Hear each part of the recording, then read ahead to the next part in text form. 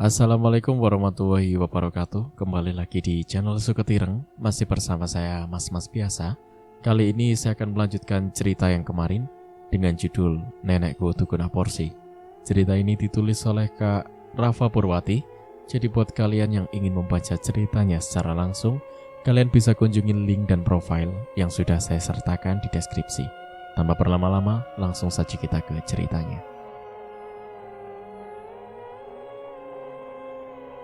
Mulutnya mulai komat-kamit. Tiba-tiba Laras menghentikan kegiatannya, memotong daun kering. Matanya membulat, bola matanya berwarna merah.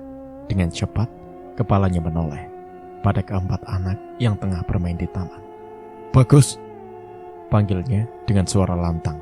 Seketika, tawa dan permainan keempat anak itu pun terhenti. Laras bergegas bangkit dan berjalan cepat seperti orang kesetanan. Rahayu masih mengucap mantra, sedangkan keempat anaknya hanya terpaku keheranan melihat tingkah laku Laras yang mulai berjalan mendekat saat itu. "Ada apa, Bu?" tanya Bagus ketakutan. Saat Laras semakin dekat, sorot mata Laras seperti setan yang hendak menerkam. Keempat anak itu menjerit. Mereka berusaha berlari tunggang langgang karena ketakutan. Tapi naas, Bagus terperangkap. Ujung gunting yang begitu runcing, Laras tancapkan pada salah satu lengan Bagus, hingga Bagus mengaduh dan menangis kesakitan. Kejadian itu menarik perhatian orang rumah, serta para centeng. Rahayu juga turut berbaur menghampiri Laras saat itu. "Ada apa ini?" bentak Malik, kalang kabut melihat anak laki-lakinya terluka parah. Darah keluar dari lengan Bagus begitu banyak, hingga mata Bagus berkunang dan ambruk pingsan. "Aku mau bunuh dia," bekik Laras, masih dalam pengaruh hipnotis Rahayu. "Centeng, kurung dia," perintah Malik. Centeng menurut, lalu menyeret tubuh Laras yang masih meronta, berusaha menghabisi nyawa anaknya sendiri. Malik mengangkat anaknya yang terluka dan membawa tubuh lemas itu ke dalam kamar. "Panggil Yuparmo," titah Malik pada salah satu centengnya. Sembari menunggu, Rahayu bersikap seolah mengobati anak tirinya. Padahal niat sebenarnya adalah mengambil darah Bagus, agar anak itu bisa dijadikan tumbal. Setelah beberapa saat, Parmo datang. Parmo paham dengan apa yang terjadi. Ia mengerti jika Bagus akan dijadikan tumbal malam Jumat Kliwon. "Lukanya sangat parah, Den. Mungkin anak Aden tidak akan selamat," ucap Parmo setelah dirinya terlihat berusaha semaksimal mungkin. "Tolong selamatkan anakku. Berapapun biayanya akan kubayar," jawab Malik dengan tampang frustasi. "Akan saya usahakan, Aden," jawab Parmo. "Jika anakku sampai mati, Laras juga akan kubuat mati," tekad Malik berbicara dengan sendirinya sendiri. Rahayu dan Parmo saling melempar lirikan licik, seraya menyungging senyum. Malam harinya, Malik dan seluruh keluarganya merasa begitu terpukul saat mendapati Bagus, anak laki-lakinya, harus meninggal dengan kondisi yang sangat mengenaskan. Widuri, yang saat itu menggantikan posisi Rahayu, hanya tersenyum puas setelah melihat tumbal yang dipersembahkan oleh budaknya. "Bagaimana rasanya dipasung, Dik Laras?" tanya Rahayu saat mengunjungi gudang tempat adik madunya dikurung dan dipasung. Awalnya Malik ingin menghukum mati langsung istri mudanya itu, tapi Rahayu mencegah dengan dalih, "Kasihan, mungkin dia hanya stres. Kita kurung saja dulu. Mudah-mudahan dia segera sembuh seperti sedia kala." Ucapan Rahayu yang membuat Malik luluh saat itu. Padahal niat Rahayu semata-mata hanya ingin membalas dendam. Ia ingin membuat Laras merasakan apa yang pernah ia alami. "Mbak Yu, tolong bebaskan aku. Aku gak gila. Aku masih waras," pinta Laras saat itu. Rahayu hanya terkekeh dengan tawa mengejek. "Apa? Aku tidak salah dengar?" ucapnya tanpa menghentikan tawanya. "Belum sekarang, Dek. Aku akan buat kamu menderita terlebih dulu sebelum kubebaskan dirimu," bisik Rahayu dengan nada menekan di salah satu telinganya. Laras hanya mendengus kesal, memohon pun percuma. Rahayu tidak mungkin melepaskannya begitu saja. Mata Laras membulat saat Rahayu mengeluarkan 3 buah benda menjijikan dari dalam kantong kresek yang dibawanya. Rahayu menusuk dengan sebuah garpu, lalu mendekatkan benda bulat memanjang berwarna kehitaman itu mendekati mulutnya. Makan, rayu Rahayu dengan senyum liciknya. Jangan gila kamu, Mbak. Itu kotoran kucing. Pekik Laras.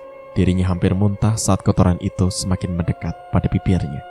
Wajahnya berpaling menghindar, tapi Rahayu dengan kasar menjejalkan kotoran beraroma busuk itu masuk ke dalam mulutnya, hingga Laras terbatuk-batuk, bahkan mengeluarkan isi perutnya yang hanya berupa air bening, karena sudah 2 hari ia tak diberi makan. Melihat penderitaan Laras, Rahayu sedikit merasa puas. Ia bangkit dan beranjak dari tempat Laras, masih terpasung, dalam kondisi muntah-muntah tanpa henti. 5 bulan dalam pasungan, Rahayu dan Malik dibuat heran dengan kondisi perut Laras yang semakin membesar, padahal tubuhnya kurus kerempeng karena jarang diberi makan. Laras yang awalnya waras pun menjadi benar-benar gila karena terlalu lama dalam kurungan dan siksaan. Dia mengandung, lirik Rahayu yang memeriksa keadaan Laras saat itu. Dahinya mengerenyit.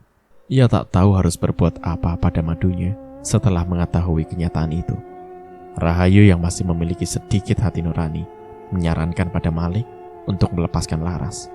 Tapi Malik menolak dengan alasan, dia itu gila, tidak waras. Aku tidak ingin anak-anakku kembali menjadi korban karena tindakannya yang tidak bisa dikontrol. Biarlah dia tetap dipasung sampai dia melahirkan. Kamu yang akan menggantikan Laras sebagai ibu dari bayi yang dia kandung, ucap Malik saat itu. Rahayu hanya menurut saja. Toh, dia memang ingin melihat Laras menderita. 4 bulan berikutnya, hati Rahayu merasa luluh lantak. Bagaimanapun hati kecilnya merasa tidak tega saat mendapati Laras telah meninggal dalam kondisi mengenaskan. Bayi yang telah ia lahirkan seorang diri di dalam gudang, menangis hingga suaranya hampir habis. Rumah Malik terlalu besar. Jarak gudang dari rumahnya tidaklah jauh. Tapi karena rumah itu begitu luas, suara yang muncul dari gudang tak dapat terdengar. Itulah sebabnya kelahiran bayi laki-laki Laras tak terdengar dari dalam rumah, hingga Laras harus meninggal karena berjuang melahirkan bayi seorang diri. Rahayu menggendong bayi yang masih dipenuhi noda darah yang mulai mengering. Tubuh bayi itu juga membiru karena kedinginan. Sedangkan Malik dan para centeng mengurus jasad Laras untuk dikuburkan. Rahayu memberi nama bayi laki-laki itu Anwar. Dan sejak saat itu, ia mengurus Anwar seperti ia mengurus anaknya sendiri. Meski begitu, tanpa sepengetahuan Malik, Rahayu tetap mengambil darah Anwar untuk dijadikan perisai bagi Umar. Sayangnya, weton Anwar adalah Selasa Kliwon, dan menurut penuturan Widuri, anak yang lahir di hari itu tidak bisa dijadikan tumbal. Oleh karena itu, Rahayu harus tetap berusaha keras mencari anak laki-laki atau janin sebagai perisai anak bungsunya. Kenyataan pahit harus Rahayu hadapi saat dirinya mendapati Ningrum, putri sulungnya yang saat itu baru berusia 16 tahun, tengah menangis pilu di dalam kamarnya. Rahayu baru menyadari itu saat dirinya baru pulang dari rumah Parmo setelah menjalani ritual. Ternyata darah kotor yang dijadikan sesaji telah ditukar oleh makhluk yang namanya tak boleh disebut dengan darah kotor milik Ningrum. Darah kotor Ningrum dicuri oleh makhluk itu. Alhasil, malam harinya, Ningrumlah yang harus menjadi tumbal perawan. Perih, teramat perih hati Rahayu saat itu, saat melihat kehancuran anak yang ia sayangi. Rahayu berusaha protes pada Widuri atas kecurangan mereka, tapi makhluk astral itu tak mau disalahkan. Mereka tetap menyalahkan Rahayu karena dinilai lalai menjaga anak gadisnya yang telah beranjak remaja. Rahayu begitu hancur saat itu hingga ia melupakan tumbal janin untuk menebus Umar. Tepat ketika Umar berusia 12 tahun, Umar harus menjadi tumbal. Ningrum dan Tami menangis histeris menyaksikan apa yang dialami adik mereka saat itu. Rahayu hanya mampu meratapi tanpa mampu berbuat apapun untuk menyelamatkan anak-anaknya. Malik begitu terpukul atas kematian Umar. dia menyalahkan Rahayu karena dinilai lalai mengurus anak. Meski Malik tak tahu tentang pemujaan istrinya, tapi baginya, anak laki-laki adalah harta berharga yang tak bisa ditukar dengan apapun. Malik mengusir Rahayu dan 2 anak perempuannya dengan sangat kejam. Sedangkan Anwar masih Malik pertahankan karena dia anak laki-laki satu-satunya yang masih tersisa. Malik berharap Anwarlah yang kelak akan meneruskan kerjaan bisnis haramnya. Sejak saat itu, api dendam semakin menyala-nyala di hati Rahayu. Dirinya semakin bertekad untuk membuat Malik dan seluruh keluarganya hancur, terutama Anwar. Setelah diusir dari rumah Malik, Rahayu dan kedua anak perempuannya tinggal di sebuah rumah yang cukup besar dan luas yang dibeli oleh Rahayu dari uangnya sendiri. Uang hasil dirinya melayani makhluk yang namanya tak boleh disebut. Tiap malam, di rumah barunya itulah, Rahayu dengan keahlian dan ilmu hitam yang dimilikinya membuka praktek pengobatan untuk menutupi praktek aborsinya yang ia lakukan agar dirinya tak pernah kekurangan tumbal janin. Dari praktek aborsinya itu, Rahayu memiliki peluang mendapat janin lebih banyak dari sebelumnya. Bahkan karena itu, ia menjadi semakin cantik dan awet muda dari sebelumnya, karena bisa lebih rutin mengkonsumsi janin bayi. Hal itu tidak serta-merta membuat warga setempat curiga, karena yang mereka ketahui, ilmu Rahayu begitu hebat. Bahkan kehebatannya sudah terkenal sampai ke penjuru pelosok. Bahkan orang-orang dari kota besar tak jarang datang pada Rahayu untuk meminta pertolongannya. Perkataan apapun yang diucapkan Rahayu juga begitu dipercayai oleh para warga, karena susu kantil yang tertanam di lidahnya membuat Rahayu semakin berwibawa. Ningrum dan Tami yang sudah menyadari perbuatan ibunya memutuskan untuk mencari pertolongan. Keduanya mendatangi Kiai Syamsul, seorang kiai yang juga terkenal sakti. Ningrum dan Tami berharap perjanjian ibunya akan segera terhapus setelah mereka meminta tolong pada kiai. Kiai sempat memberi mereka pertolongan dengan melakukan wirid bersama, hingga kiai dapat mengetahui apa isi perjanjian Rahayu dan bagaimana cara menghapusnya. Tapi sayang, karena wirid yang dilakukan mereka, Widuri murka, hingga tanpa sepengetahuan Rahayu, Widuri menjelma sosok Rahayu saat Rahayu tidak di rumah. Dengan cara liciknya, Widuri yang telah menyerupai Rahayu mengajak Tami berbincang di dalam kamarnya, hingga tanpa sadar, bibir Widuri membawa Tami hingga Tami tanpa sadar mengucap mantra dan mengucapkan 21 nama, makhluk yang namanya tak boleh disebut. Seketika Tami terhenyak. Ia begitu ketakutan saat makhluk menyeramkan satu persatu muncul, lalu ke-21 makhluk itu menggilir tubuh Tami hingga mereka puas. Setelah puas dengan hasrat mereka, satu persatu makhluk itu pergi menembus langit-langit kamarnya, meninggalkan Tami yang pingsan, tak sadarkan diri karena syok dan rasa nyeri yang teramat sangat di sekujur tubuhnya. Saat Tami terbangun, ia menangis jadi-jadinya ketika mendapati dirinya dalam kondisi tanpa sehelai benang. Tubuhnya dipenuhi jejak cupang dan cakaran. Area bawah perutnya mengalir darah segar. Ningrum sontak menangis mendapati keadaan adiknya yang lebih menyedihkan dari saat dirinya yang hanya ditindih satu makhluk. Tapi Tami harus melayani 21 makhluk. Saat Rahayu kembali dan mendapati keadaan anak gadisnya, Rahayu lebih terpukul lagi. Ia memaki Tami karena dianggap telah ceroboh mengucap mantra. Tapi kan aku menirukan apa yang dibilang ibu. Tangis Tami saat itu membuat Rahayu semakin hancur. Saat Rahayu protes pada Widuri dalam ritualnya, Rahayu semakin dibuat hancur dengan kenyataan yang ada. Dia telah mengabdi pada kami karena telah mengucap sandi. Mau atau tidak, dia harus melayani mereka yang namanya tak boleh disebut. Ajarkan anakmu untuk melayani mereka dengan benar. Jika ia perlu penukaran, katakan saja. Akan kuberikan apapun yang anakmu mau. Ungkap Widuri membuat Rahayu semakin geram dengan wanita setan itu. Dia ingin mundur, tapi tak mungkin. Tak ada pilihan lain selain harus pasrah. Sejak saat itu, Tami harus rela menjadi budak nafsu makhluk-makhluk itu, padahal usianya baru 15 tahun. Atas petaka itu, Rahayu menyalahkan Kiai Samsul. Kemarahan Widuri tak mungkin terjadi jika Samsul tak berusaha ikut campur, geram Rahayu. Suatu malam, saat Ningrum kembali melakukan wirid bersama Kiai Samsul, Arman, dan kedua saudaranya, Rahayu dapat merasakan hawa panas yang dikirim dari wirid itu. Dengan perasaan dongkol, Rahayu mengerahkan seluruh tenaga dalamnya untuk menyerang balik Rahayu, melakukan ritualnya dengan sangat khusyuk. Bahkan saking fokusnya melawan serangan dari Kiai Samsul, mulutnya hingga mengeluarkan darah, tapi ia tetap fokus mengucap mantra. Wirid semakin kencang, begitu juga dengan ritual yang dilakukan oleh Rahayu. Semakin lama, Kiai semakin merasa dadanya sesak, bahkan dadanya serasa terbakar. Satu anaknya yang merupakan kakak dari Arman ambruk meringkuk. Dari mulutnya keluar paku dan beling, juga darah segar.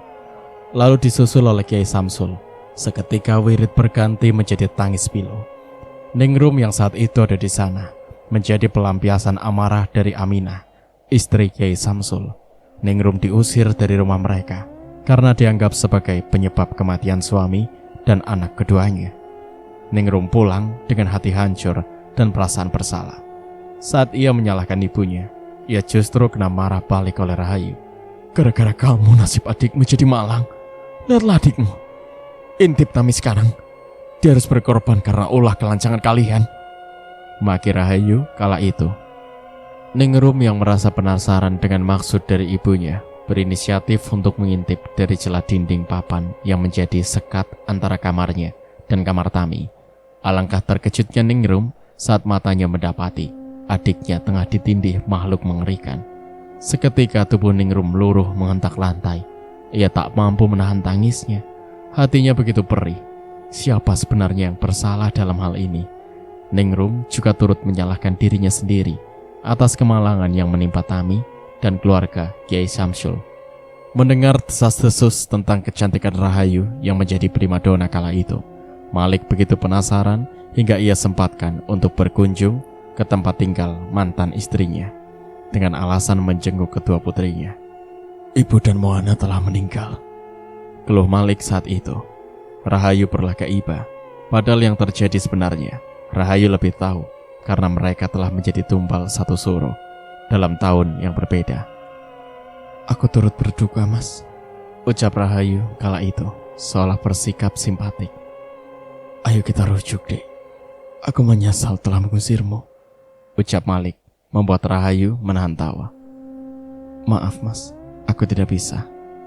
Sekarang ini aku lebih fokus dengan usaha praktek pengobatanku daripada tentang cinta-cintaan, apalagi nikah. Aku gak kepikiran buat nikah lagi, Mas, tolak Rahayu, membuat Malik merasa kecewa, lalu pergi begitu saja. Setelah berpamitan dengan nada ketus, Rahayu hanya menyungging senyum licik, mengawasi punggung mantan suaminya yang sudah begitu sering menyiksanya lahir dan batin itu. Apa kira-kira balasan yang pantas untukmu, Mas? Gumam Rahayu dalam hati. Suatu malam, Bu, Ibu diminta ke rumah. Apakah bisa? Ada apa, Anwar? Kenapa malam-malam begini meminta Ibu ke rumahmu? Tanya Rahayu pada mantan anak tirinya yang tiba-tiba datang ke rumahnya saat malam hari. Papa sakit, Bu. Papa minta aku panggilkan Ibu ke rumah kami untuk mengobati Bapak, ucap anak berumur 6 tahun itu. Rahayu sempat berpikir. Dia menautkan alisnya. Ayo, Bu, desak Anwar. Iya, ayo, ucap Rahayu kemudian. Bersama Anwar, Rahayu berjalan kaki menuju rumah Malik yang jaraknya cukup jauh. Kok kamu berani, Sile, malam-malam begini pergi ke rumah Ibu sendirian? Tanya Rahayu penasaran. Pasalnya, waktu sudah malam. Jarak rumah mereka pun berjauhan. Karena biar Ibu mau, kata Bapak. Kalau nyuruh centeng, pasti Ibu tidak mau. Karena aku yang panggil Ibu malam-malam kan. Ibu jadinya mau, karena gak tega Anwar pulang sendiri, jawab anak itu polos. Begitu kata Bapak, tanya Rahayu memastikan. Iya, jawab Anwar jujur. Dasar kamu, Mas. Rahayu ngedumel di dalam hati. Pak, Bapak, Ibu sudah datang, teriak bocah itu seraya menyelonong langsung menuju kamar bapaknya. Rahayu masih menunggu di luar. Waktu berselang. "Bu, disuruh obati papa di kamar katanya. Papa gak bisa bangun," ucap anak polos itu setelah kembali menghampiri Rahayu di depan rumah. Rahayu mendengus kesal. "Ayo bu, kasihan papa kesakitan katanya." Anwar menarik lengan Rahayu. Terpaksa Rahayu pun menuruti kemauan bocah itu. Rahayu berjalan perlahan memasuki kamar. Pintu kamar tertutup. Rahayu melangkah cepat untuk membuka, tapi bocah nakal itu telah mengunci pintunya dari luar. Rahayu menyeringai licik. "Mau main-main sama aku kamu, Mas?" gumamnya dalam hati. Rahayu mendengus kesal saat mantan suaminya yang awalnya terbaring di atas tempat tidur tiba-tiba bangkit lalu melangkah menghampiri Rahayu dengan tatapan dan senyuman liciknya. "Apa maumu, Mas?" celetuk Rahayu dengan nada santai. "Aku rindu sayang. Sudah lama kita berdua tak seperti ini." Ucapan Malik membuat Rahayu muak. Tanpa mereka sadari, Anwar si bocah nakal mengintip mereka dari balik jendela. "Aku akan menghabisimu, Mas," bisik Rahayu saat wajah Malik begitu dekat dengannya. Malik menyeringai, seolah tak percaya dengan kata-kata mantan istrinya itu. Mulut Rahayu mulai komat-kamit. Malik mendadak pusing. Darah segar mengalir dari telinganya. Tubuh kekar itu tumbang dengan erangan dan pekikan karena tak kuasa menahan sakit. Di balik jendela, Anwar tak paham dengan apa yang dilihatnya. Rahayu duduk di atas perut kekar Malik, lalu mengeluarkan sebuah pisau kecil dari dalam tas cangklongnya. Apa yang akan kamu lakukan kepadaku?" Pekik Malik ketakutan saat melihat pisau di tangan Rahayu. "Aku ingin memakan matamu, lalu hatimu, dan yang terakhir, jantungmu," jawab Rahayu dengan reaksi menakuti Malik, yang membuat Malik bergidik ngeri. "Tidak, jangan, tidak," pekik Malik saat Rahayu mulai mencongkel satu bola dari lubang matanya. Pekikan Malik terdengar. Kedua tangannya sigap menutup lubang matanya yang mengeluarkan banyak darah. Setelah satu bola matanya dicongkel paksa oleh Rahayu. Ini enak sekali, Mas." Mata Anwar semakin terbelalak melihat aksi mantan ibu tirinya yang semakin lama semakin ekstrim. Malik berusaha meronta dan berteriak kesakitan. Anwar tak mampu berbuat banyak untuk menolong ayahnya. Tubuh bocah kecil itu gemetaran, bahkan celananya juga basah karena terkencing di celana. "Ampun Rahayu," pekik Malik saat mantan istrinya kembali berniat mengambil satu lagi bola matanya yang masih tersisa. "Kamu harus merasakan apa yang aku rasakan selama ini, Mas," lirik Rahayu, menatap Malik dengan tatapan berapi-api. "Apa yang pernah aku lakukan kepadamu, Rahayu?" lirik Malik disertai suara rintihan, membuat Rahayu tertawa geli. "Apa katamu? Kamu tanya apa saja yang pernah kamu lakukan?" pekik Rahayu, menatap Malik yang saat itu hanya memiliki satu mata, karena satu mata yang lain telah berpindah pada perut Rahayu. Malik menekuk ludah.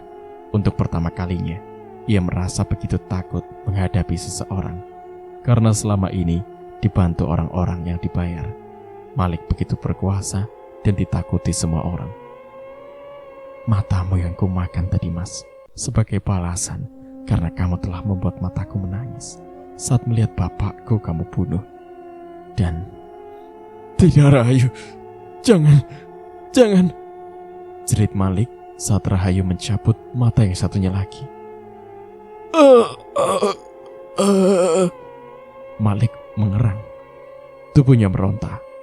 Kedua telapak tangannya menakup lubang matanya yang telah kopong dan mengeluarkan darah.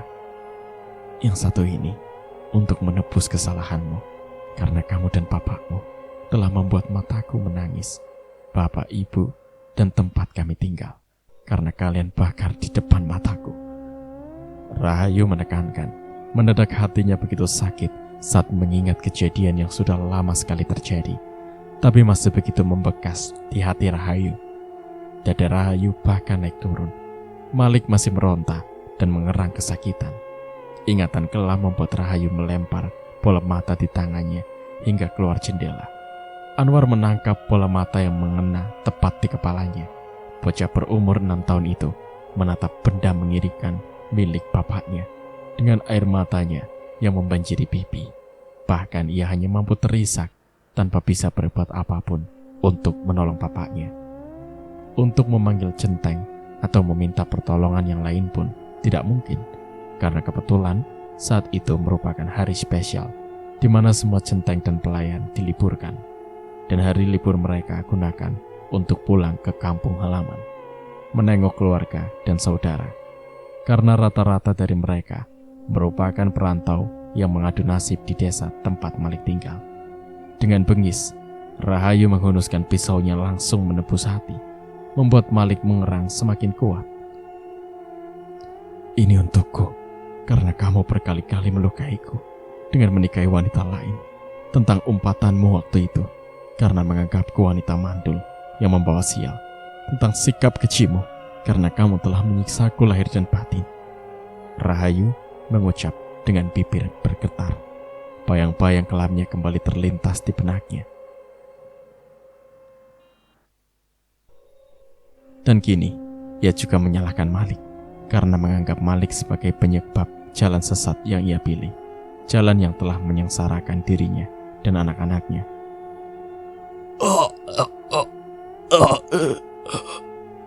Erangan Malik mulai melemah. Rahayu menyayat perutnya semakin memanjang, hingga perut yang mirip roti sobek itu terbuka dan memperlihatkan organ dalamnya. Malik terlihat sekarat, tapi Rahayu tidak peduli. Dengan kasar, ia mencabut hati dan jantung dari tempatnya. Darah mengalir semakin deras, hingga perut yang terbuka Malik telah mati. Tapi Rahayu belum puas dengan beringas. Ia memakan hati dan jantung mantan suaminya seperti orang kesurupan. Sebenarnya hukuman mati saja tidak cukup bagimu, Mas. Tapi biarlah, akan kubuat anak kebanggaanmu itu yang menanggung penderitaan atas dosamu pada kami di masa lalu.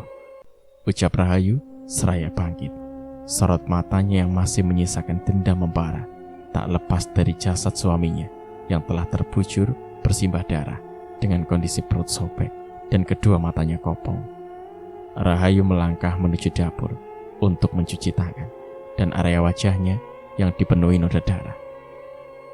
Anwar, panggil Rahayu seraya mencari, mengedarkan pandangannya untuk menemukan mantan anak tirinya itu. Tapi Anwar yang sudah sangat ketakutan justru lari tunggang langgang menjauh dari rumah besarnya. Ia takut jika mantan ibu tiri yang baru saja menghabisi ayahnya itu menemukan dirinya dan melakukan hal yang sama pada dirinya. Rahayu masih mencari, tapi tak ia temukan Anwar dimanapun. Kemana anak itu? Bagaimana aku bisa melampiaskan dendamku jika anak itu menghilang? Pikir Rahayu menembus kesal. Saat Rahayu baru sampai di rumahnya, ia dibuat terkejut ketika melihat Ningrum menangis di kamarnya seorang diri. Tidak, Bu, aku tidak mau. Jika memang di dalam perut ini ada bayi, biarkan dia tetap hidup. Aku tidak ingin menambah dosa dengan menggugurkan bayi yang tidak berdosa.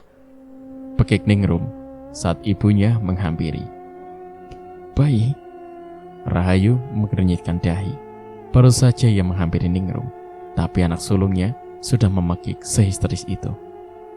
Ibu sendiri kan yang bilang di perut Ningrum ada bayi. Ibu juga bilang jika Ningrum harus gugurkan janin ini.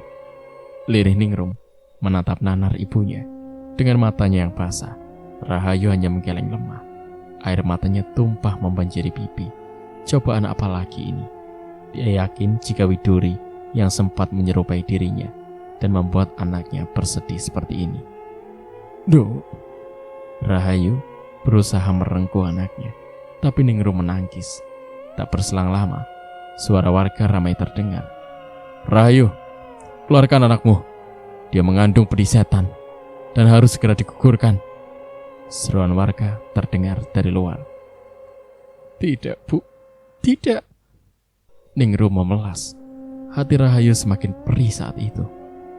Gugurkan janin di rahim anakmu. Dia akan membawa malapetaka bagi kita jika tetap dibiarkan hidup. Suara Widuri memegahkan gendang telinga Rahayu. Dia tak tahu harus berbuat apa. Suara pintu didobrak dari luar, membuat Rahayu, Ningrum, dan Tami yang ada di dalam rumah itu semakin panik. Ayo gugurkan, atau kami yang akan menggugurkan kandungan anakmu dengan cara kami. Dia mengandung benih setan, dan janin dalam kandungannya harus dilenyapkan, karena akan menimbulkan malapetaka di desa kita jika anak dalam rahimnya tetap dibiarkan berkembang dan lahir. Hardik warga. Mereka menyeret tubuh Ningrum, tapi Ningrum tetap berusaha menolak. Tunggu, siapa yang mengatakan hal itu kepada kalian? Rahayu berusaha menahan. Bukankah Budi sendiri yang mengatakan pada kami sore tadi? Apa Budi lupa? Apa? Ucap Rahayu tak habis pikir dengan jawaban warga. Padahal Rahayu tak merasa pernah melakukan hal yang dituduhkan mereka. Suara tawarannya Widuri memenuhi gendang telinga Rahayu, membuat Rahayu semakin kesal. Warga semakin beringas menyeret tubuh Ningrum. Mereka mengancam akan menggugurkan kandungan Ningrum dengan cara mereka jika Rahayu tak mau bertindak. Tunggu! Pekikan dari seorang pemuda menghentikan kegaduhan. Dia adalah Nirwan, anak kota yang tinggal di rumah Pak Lurah bersama kelima temannya karena tengah melakukan tugas KKN di desa terpencil itu. Nirwan melangkah begitu yakin, mendekati kerumunan didampingi dua orang teman laki-lakinya. Apa yang kalian lakukan pada Ningrum? Tanya Nirwan saat itu. Gadis ini telah mencoreng aib di desa kita. Dia mengandung anak setan, dan anak itu harus kami lenyapkan. Tukas seorang bapak yang terlihat begitu kesal. Kenapa kalian sebut anakku sebagai anak setan? Ningrum sedang mengandung anakku di dalam rahimnya. Apa? Jawaban dari Nirwan seketika membuat semua orang yang berada di sana kaget. Bukan hanya mereka, bahkan Ningrum tak menyangka Nirwan sampai mengucap sesuatu yang tidak benar baginya. Selama ini, Nirwan begitu mengagumi sosok Ningrum. Pemuda kota itu selalu mencari kesempatan untuk mendekati Ningrum agar bisa mengenal lebih jauh sosok wanita cantik yang menjadi kembang desa saat itu. Kecantikan Rahayu memang menurun pada Ningrum, sedangkan Tami lebih mirip dengan Malik, ayahnya. Tapi bukan berarti Tami tidak cantik. Tami juga gadis yang cantik dan lemah lembut. Hanya saja kedua gadis itu menjadi lebih tertutup semenjak kesialan tak terduga menimpa mereka. Ningrum juga lebih sering menghindar dari Nirwan atau pemuda lain yang mengaku menaruh hati kepadanya karena dirinya merasa telah kotor semenjak mendapat pelecehan dari makhluk yang namanya tak boleh disebut malam itu.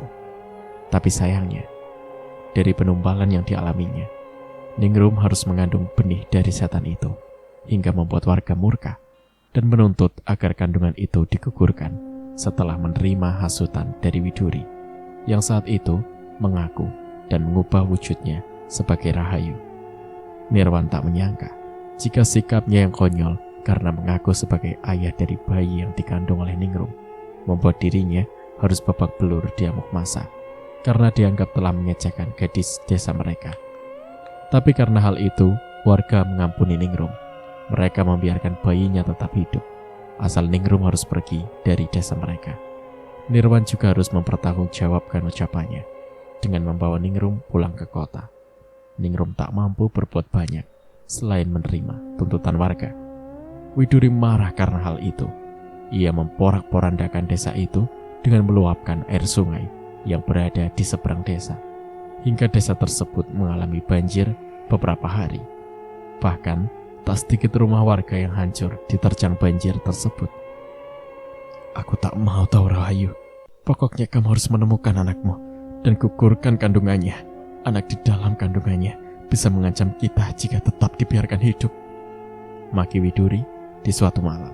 Karena omelan Widuri itu justru membuat Rahayu berpikir untuk tetap membiarkan Ningrum mempertahankan janinnya. Setelah banjir reda, Widuri menciptakan kebakaran hutan hingga api yang membesar merambat ke desa dan membakar rumah warga. Bencana datang silih berganti. Hal itu membuat warga semakin yakin dengan ucapan sosok wanita yang mereka pikir sebagai rahayu. Bayi setan akan menciptakan bencana dan malapetaka di desa ini jika tetap dibiarkan berkembang, apalagi sampai lahir dan selamat. Begitu ucapan Widuri saat itu, saat mempengaruhi warga. Setelah menyaksikan desa, mereka selalu didera bencana. Beberapa warga memutuskan untuk menjemput Ningrum di kota. Saat itu, Ningrum dan Nirwan telah menikah dan hidup bersama. Tapi warga tak peduli. Mereka tetap yakin jika janin yang berada di dalam kandungan Ningrum adalah janin setan. Ini Bude, kami tak mau tahu. Gugurkan bayinya sekarang, atau kami yang akan menggugurkan bayi itu dengan cara kami. Pekik seorang warga saat melempar tubuh Ningrum dengan kasar di hadapan ibunya. Hati nurani Rahayu meronta. Direngkuhnya anak sulungnya yang begitu ia kasihi. Kalian keluarlah. Tentang janin Ningrum akan aku urus. Tegas Rahayu membuat warga menurut. Karena selama ini warga desa memang selalu menurut apapun yang dikatakan Rahayu. Tidak, Bu. Ningrum masih memelas.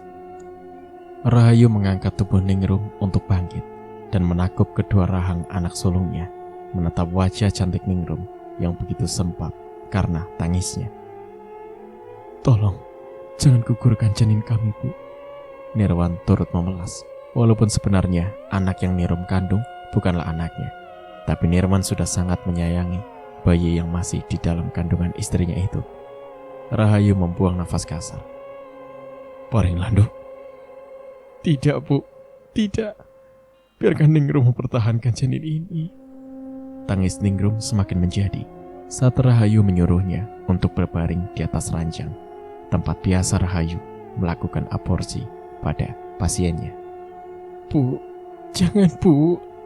Ningrum masih memelas, memohon pada ibunya agar janin dalam kandungannya tidak digugurkan. Kamu paling saja dulu di sini, pinta Rahayu setengah berbisik. Tapi Bu, jangan. Rahayu menoleh kanan dan kiri. Ia seolah tengah mengawasi sekelilingnya, membuat Ningrum dan Nirwan merasa heran. Kamu yakin ingin menjaga bayimu ini? Bisik Rahayu kemudian. Ningrum mengangguk penuh keyakinan. Tapi itu akan penuh resiko, Nduk. Ayah dari janin ini yang kamu kandung pastilah akan selalu mengikuti kemanapun kamu pergi. Lirih Rahayu menyayangkan. Ningrum dan Nirwan mengernyitkan dahi. Mereka semakin merasa cemas. Apa itu berarti bayi ini dapat membahayakan jiwa istri saya, Bu? Tanya Nirwan. Rahayu mengangguk lesu. Jika begitu, mungkin sebaiknya janin ini memang harus Tidak ada yang boleh menyakiti anakku. Jangan paksa aku untuk menambah dosa lagi, Mas. Bu. Ningrum memelas, menakupkan kedua telapak tangan, lalu memohon kepada kedua orang di depannya. Tami hanya mengawasi percakapan mereka. Ia merasa sedih akan nasib kakaknya, tapi ia tak bisa berbuat apapun untuk membantu. Baiklah, Nduk. Ibu menurut saja apa maumu. Pakailah cincin ini. Ini adalah jimat ibu. Ini selalu berfungsi melindungi ibu. Dengan jimat ini, makhluk halus tidak bisa menyakiti ibu. Ini pemberian dari Widuri. Siapa Widuri, Bu? Tanya Ningrum ketika ibunya memberikan sebuah cincin berwarna hitam. Widuri hanya teman lama ibu. Pakailah cincin ini. Selama kamu memakai ini, kamu akan terlindungi. Mereka yang berniat jahat kepadamu tak bisa membawamu, karena ibu yakin mereka pasti akan selalu berusaha mengambil bayi dalam rahimmu. Mereka tak akan berhenti sampai keinginan mereka untuk melenyapkan bayi yang kamu kandung ini tercapai. Lalu bagaimana jika bayi ini telah lahir, Bu? Sementara jimatnya ada pada aku. Apakah dia tetap masih bisa selamat? Ningrum bertanya, tapi Rahayu hanya diam tanpa jawaban. Bu, Ningrum mendesak. Semoga bisa, jawab Rahayu. Ragu. Pintu dibuka. Beberapa saat kemudian, beberapa warga berhambur masuk tak sabaran. Ini janin Ningrum yang telah kau keluarkan dari rahimnya. Jadi tak ada alasan lagi bagi kalian mengusik kehidupan anakku di kota. Ucap Rahayu memperlihatkan janin bayi yang masih bersimbah darah di dalam sebuah baskom. Warga manggut-manggut puas. terlebih saat Ningrum yang tampak terkolek lemas di atas ranjang pasien. Wajah Ningrum pun pucat pasi, persis seperti orang yang baru saja melakukan aborsi. Rahayu menyungging senyum. Dia merasa begitu puas saat melihat warga begitu percaya dengan kebohongannya. Padahal yang sebenarnya terjadi adalah Rahayu mengambil janin cadangan dari dalam kamar rahasianya, lalu mengambil darah Ningrum cukup banyak dari urat nadi Ningrum di tangan kirinya. Darah Ningrum diambil dan disuntikkan ke dalam tubuh janin yang sebenarnya tak ada sangkut pautnya dengan Ningrum. Janin Ningrum sendiri masih bertahan di dalam rahimnya. Selain disuntikan, darah yang tersisa juga dibalurkan kepada tubuh janin itu. Hal itu bertujuan untuk mengelabui warga serta Widuri dengan mengendus darah Ningrum pada janin yang dipersembahkan. Widuri akan merasa yakin jika itu merupakan janin berdarah campuran milik Ningrum.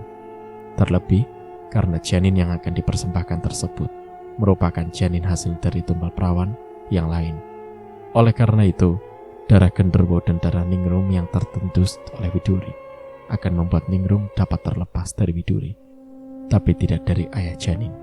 Selama janin itu masih hidup, ayah dari janin yang dikandung Ningrum akan mengikuti kemanapun Ningrum pergi. Oleh karena itu, Rahayu memberikan Ningrum dengan jimat agar Ningrum dan bayinya bisa selamat.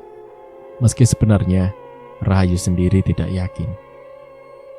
Tami memeluk kakak perempuannya yang akan kembali ke kota tempat tinggal Ningrum dan Nirwan. "Ikut saja denganku," ajak Ningrum saat itu. "Seandainya bisa, Nduk, mungkin ibu akan lebih tenang jika Tamil tinggal bersamamu. Tami harus tetap di sini karena ia memiliki tugas yang berat." Pernyataan Rahayu membuat kakak beradik itu menangis pilu. Mereka sama-sama menangisi nasib satu sama lain. "Hati-hati, Mbak," Tami berpesan. Air matanya membanjiri pipi. "Pergilah dan jangan pernah kembali ke tempat ini." Kali ini Rahayu yang berpesan, membuat ketiga wanita itu saling berpelukan dengan tangis mereka. Setelah Ningrum pergi, kemalangan mereka pun belum berhenti. Di kota, Ningrum selalu dihantui oleh ketakutan. Sosok besar hitam menyeramkan selalu mendatanginya setiap malam. Sosok itu meminta anaknya, anak yang dikandung oleh Ningrum.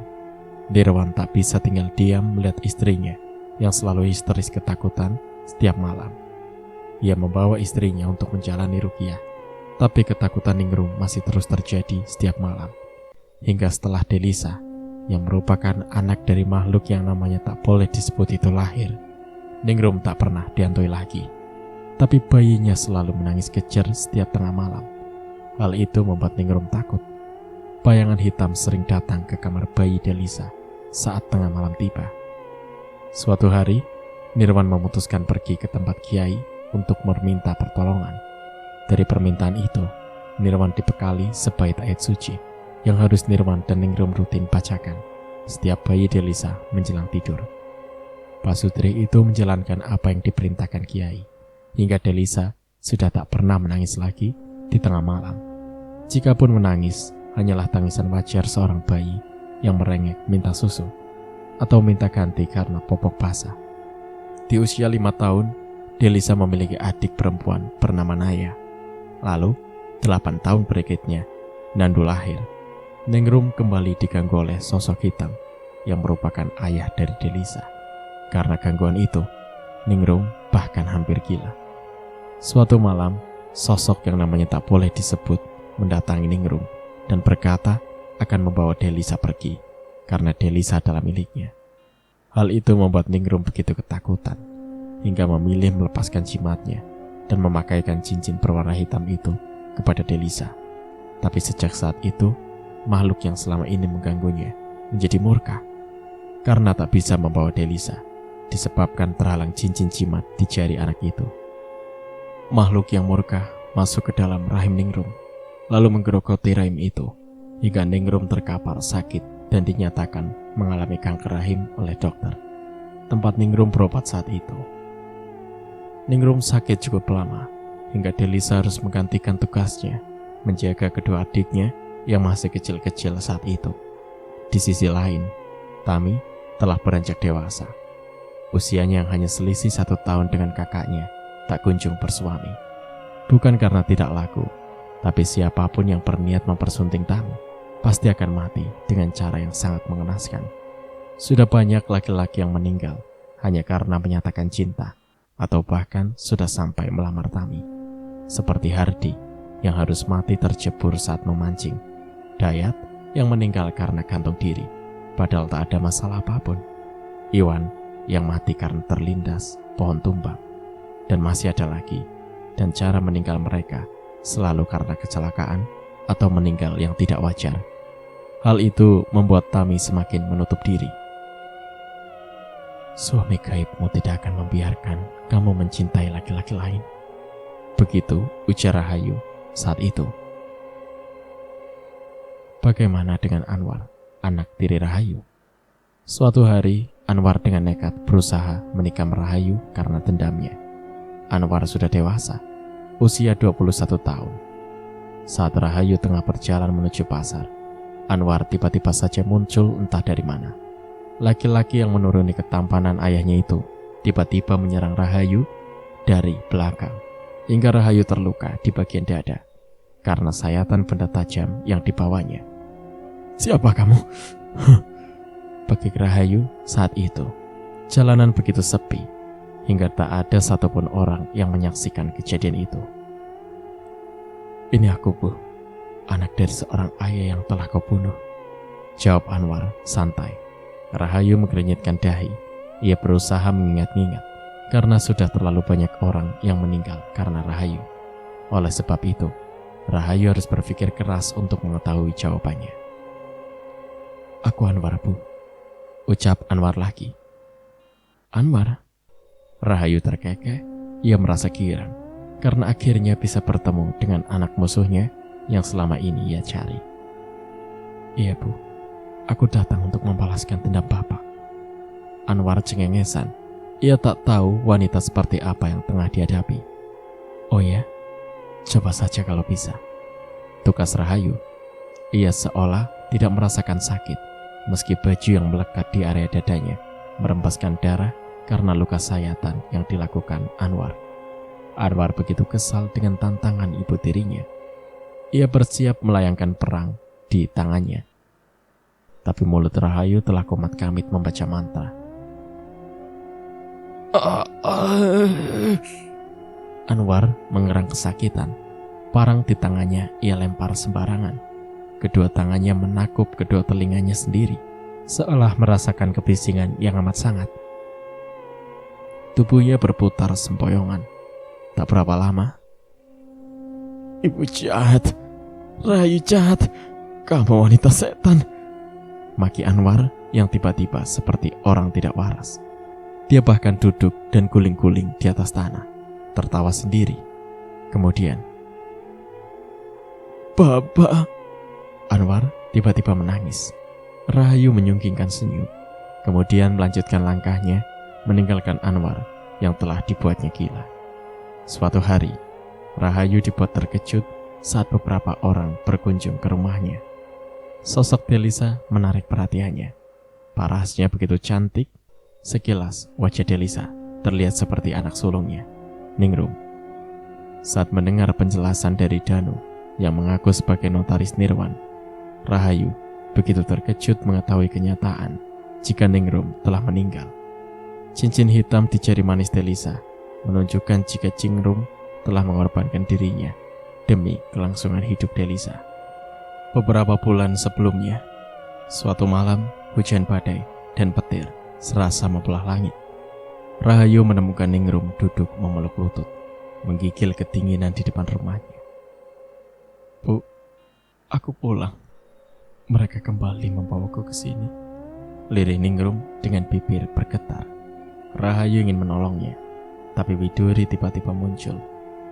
"Dia milikku sekarang," ucap wanita setan itu. Rahayu hanya mampu berdiri memaku, menyaksikan anak sulungnya dibawa paksa oleh mereka. Berhari-hari, Rahayu berusaha mencari tahu apa yang telah terjadi kepada anaknya. Tapi setelah kehadiran Delisa dan kedua adiknya, Rahayu mengerti. Ningrum telah mengorbankan dirinya demi agar Delisa tetap bertahan hidup. Kembali ke masa sekarang. Delisa menangis tergugu mendengar akhir cerita dari neneknya.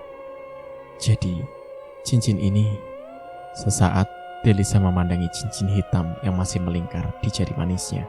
Sebelum kemudian ia kembali menangis tergugu. Tami merasa iba, mendekat dan memeluk keponakannya itu.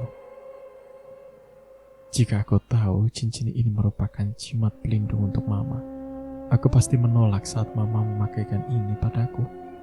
Aku tak tahu jika meninggalnya mama adalah demi menyelamatkan aku. Seharusnya aku saja yang pergi, bukan mama. Jika mama masih hidup, Naya dan Nandu tidak perlu menjadi yatim piatu.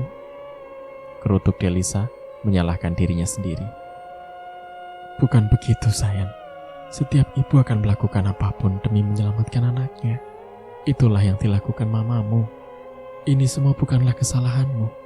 Justru keputusan yang diambil mamamu itu tepat. Jika mamamu tidak mengorbankan dirinya, kamu yang akan diambil oleh mereka. Sedangkan kamu adalah satu-satunya pemilik darah campuran yang bisa menyelamatkan kami semua. Bukan hanya kami, tapi juga jiwa mamamu yang masih dalam sandraan mereka. Oleh karena itu, kamu harus buktikan pada mamamu jika pengorbanannya tidak sia-sia. Pergilah ke tempat Baparmu untuk melakukan ritual penghapusan mantra. Setelah itu, pergi ke Gua Ringin Kembar, ambil abu widuri, dan kembalilah dengan selamat. Larung abu tersebut di laut lepas, agar kami yang masih hidup, bahkan jiwa mamamu yang sudah meninggal, bisa selamat dari belenggu perjanjian widuri. Tami meyakinkan keponakannya dengan sabar. Delisa memeluk erat tubuh ramping Tami, lalu berpindah memeluk tubuh neneknya. Nek, maafkan Delisa karena sudah bersikap kasar dan menganggap nenek jahat. Doakan Delisa agar jalan kami nanti dipermudah, ucap Delisa menatap wajah neneknya dengan matanya yang basah. Kamu tidak salah, Andu. Memang dugaan kamu selama ini benar. Jika nenek bukan orang jahat, tak mungkin nenek menyakiti dan mengorbankan orang-orang di sekitar nenek, jawab Rahayu. Air matanya terus berderai. Delisa menggeleng pelan, lalu terpejam saat Rahayu mengecup keningnya. Pergilah sekarang, sebelum Widuri kembali, ucap Rahayu kemudian. Di mana Widuri sekarang? Tanya Fadil. Wanita itu sedang berada di tempat abdinya yang lain. Karena itulah aku berani menceritakan panjang lebar kepada kalian, serta meyakini jika hari ini adalah saat yang tepat bagi kalian untuk bertindak, karena Widuri tengah fokus dengan urusannya yang lain, jawab Rahayu. Tami, antar mereka ke tempat Baparmu. Setelah ritual selesai, kamu harus segera pulang. Naya dan Andu membutuhkanmu di rumah, Rahayu berpesan. Baik, Bu, jawab Tani. Lalu keempat orang itu berangkat setelah mengemasi beberapa barang yang akan mereka bawa, termasuk 3 benda keramat dan kain hitam pemberian nenek yang diyakini akan sangat berguna bagi mereka nantinya. Duk, bawa abu ini bersamamu.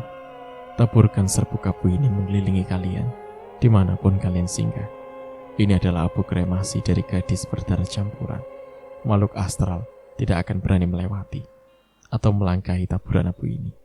Dengan begitu, kalian akan sedikit merasa aman, ucap Rahayu seraya menyodorkan sebuah kantung kain berukuran saku celana. Kantung itu berisikan abu kremasi seorang gadis. Delisa menerimanya dengan perasaan haru, lalu memeluk erat tubuh nenek sebelum pergi. Semoga berhasil, Nduk, pesan nenek. Tunggu Lisa, Nek. Nanti kita larung abu widuri bersama-sama, ucap Delisa. Dengan mata berkaca, Rahayu hanya mengangguk ragu. Bibirnya tersenyum getir. Setelah menempuh perjalanan yang cukup jauh, akhirnya sampailah mereka di depan rumah megah milik Mbak Parmo. Tami mengetuk pintu. Tak berselang lama, kalian, sapa Parmo dengan tatapan berbinar. Begitu membuka pintu, ia mendapati Tami, Delisa, dan kedua teman laki-laki Delisa telah berdiri di depan pintu. "Mbah, ibu mengirim kami untuk meminta bantuan pada Simbah," ucap Tami setelah duduk bersama di sofa tamu Mbah Parmo. "Bantuan apa, Nduk?" tanya Parmo seraya menyuguhkan 4 cangkir teh di atas meja. "Memimpin ritual, Mbah," jawab Tami. "Kalian sudah berhasil dapatkan 3 barangnya?" tanya Parmo bersemangat. "Sudah, Mbah," jawab Tami singkat. "Rayu tahu tentang ini?" tanya Parmo memastikan. "Ibu yang memberikan benda terakhirnya kepada kami, dan ibu sendiri yang menyuruh kami untuk datang kemari, meminta bantuan Mbah Parmo memimpin ritual, karena ibu gak bisa menghapus ritualnya sendiri," katanya, jawab Tami. Mbah Parmo tersenyum lega. "Kalian yang akan mengantar Delisa naik?" tanya Mbah Parmo pada Albert dan Fadil. "Naik?" Albert mengernyitkan dahi tak mengerti. "Naik ke bukit menuju Kuaringin Kembar yang ada di puncak bukit sana," jelas Mbah Parmo. "Iya, Mbah," jelas Fadil yakin. "Sebelum kita lakukan ritual penghapusan mantra, harus kukatakan terlebih dahulu kepada kalian. Begini." Parmo berdehem sementara yang lain mulai menyimak. "Widuri pasti akan mengetahui jika salah satu abdinya berkhianat. Setelah ritual penghapusan mantra perjanjian dilakukan, dia pasti akan sangat marah, lalu mencari untuk menghabisi siapapun pelakunya. Oleh karena itu, sebelum kita lakukan ritual ini, kita laksanakan. Perlu saya tanyakan pada kalian, apa kalian sudah siap?" tanya Parmo mengedarkan tatapannya kepada 3 orang di depannya. "Insya Allah siap, Mbah," Fadil begitu yakin.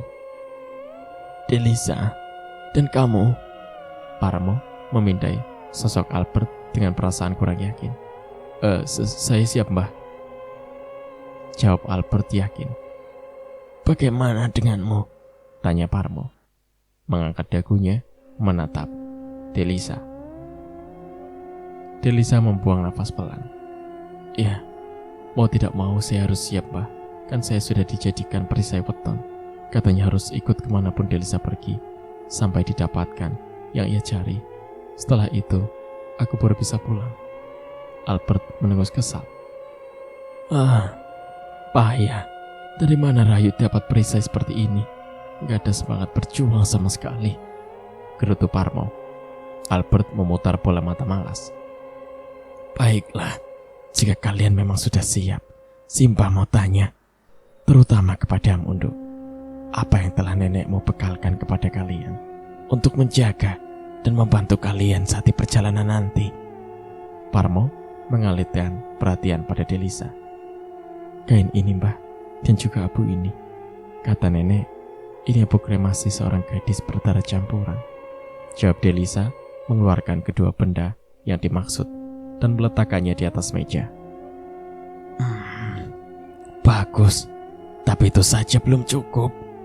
Karena jalan kalian sangat panjang dan berbahaya. Bukan hanya medan perjalanannya, tapi juga gangguan dan godaan yang akan kalian hadapi nanti." Delisa dan yang lain tercekat. "Kalian punya jimat?" sambung Mbah Parmo. "Saya ada, Mbah. Dan Lisa baru tahu jika cincin ini merupakan jimat pelindung mamaku," jawab Delisa, memperlihatkan cincin hitam yang masih melingkar di jari manisnya. "Lalu kalian?"